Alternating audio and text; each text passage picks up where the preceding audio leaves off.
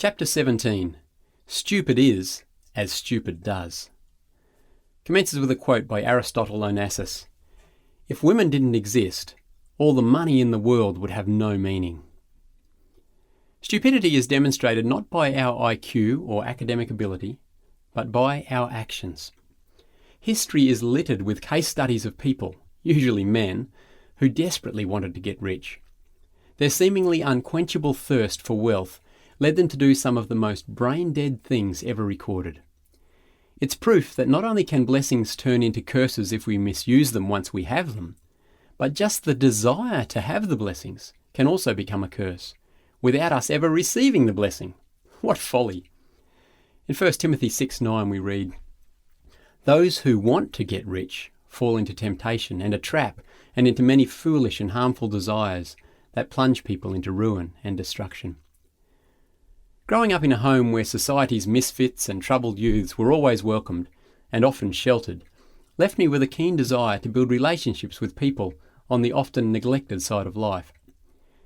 This inherited interest led me to the streets of Sydney in my late teens and early 20s. I would go into the city alone on a Thursday or Friday evening and live on the streets with the homeless for 2 or 3 nights before returning to the comfort of my college dorm room on Sunday afternoon. I'd like to think that I was there to tell them about Jesus, but in all honesty, I just wanted to help where I could by offering a listening ear, a meal, or maybe a few dollars if I could spare it from my student budget.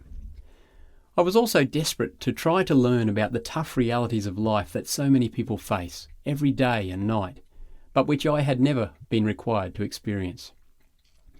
I lived a sort of double life as a Christian college student during the week and a street bum on weekends. I shivered my way through many nights as I tried to sleep in city parks, windswept alleys, construction sites, and once, and only once, in a refuge for homeless men. You've never heard cyclonic snoring until you've slept in one of those places.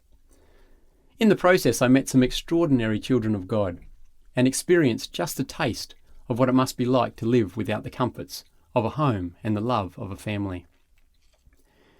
I distinctly remember one Friday night sitting in the warmth of a window seat of a McDonald's restaurant in Sydney. It was about 2 a.m.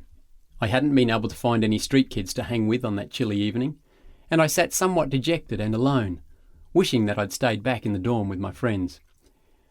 As I sat enjoying the warmth and contemplating my future life plans, which didn't include being homeless, a bright red luxury sports car came to a halt at the stoplight right outside my window. The driver was about my age, but much better looking, and his lady friend was a stunning blonde. It took about a nanosecond for this impoverished, girlfriendless, bicycle-riding college student to feel jealous. It was clear to my mind that the driver was taking his lovely girlfriend home to his chic waterfront unit. He had it all together, while I was just some overtired, try-hard do-gooder who never stood a chance at the happiness that this guy was obviously destined to enjoy. My envy was as green as the light was about to become. I was probably doing calculations on how much stuff I would need to sell to buy the whole lifestyle package before me, but I couldn't find anywhere to sell a kidney at that time of the morning. Then it happened.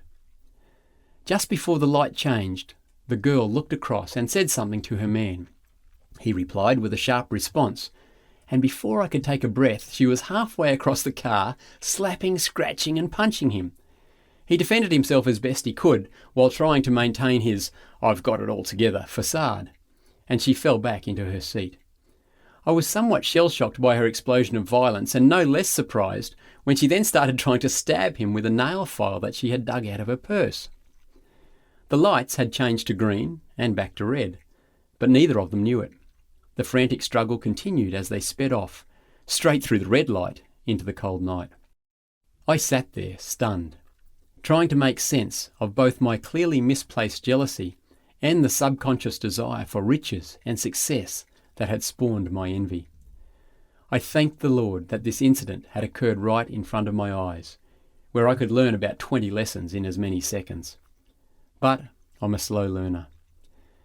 As I look back on my life, I can see that from my teenage years I've had a potentially unhealthy desire to be well off.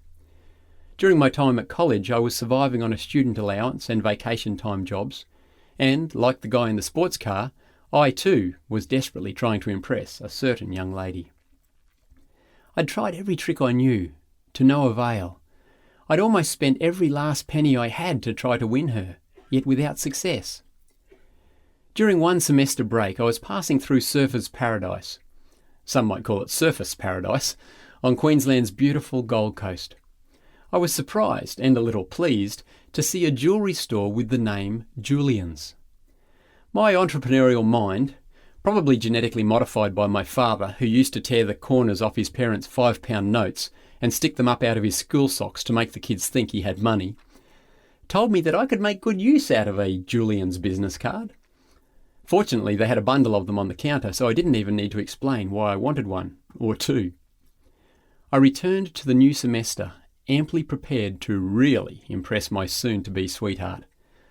After having waxed on with a fable about how I was really from a wealthy family but hadn't wanted to mention it to her earlier because I didn't want her to like me just for my money, I pulled out the business card, my ace of hearts, and straight-faced told her that the jewellery company was mine.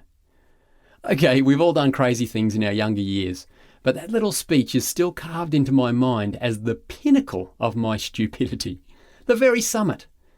No matter how hard I've tried in the years since, I've not been able to match it. Within a day or two, I was so screwed up inside that I took her aside again and told her, with no lack of tears, that I was a mixed-up fool.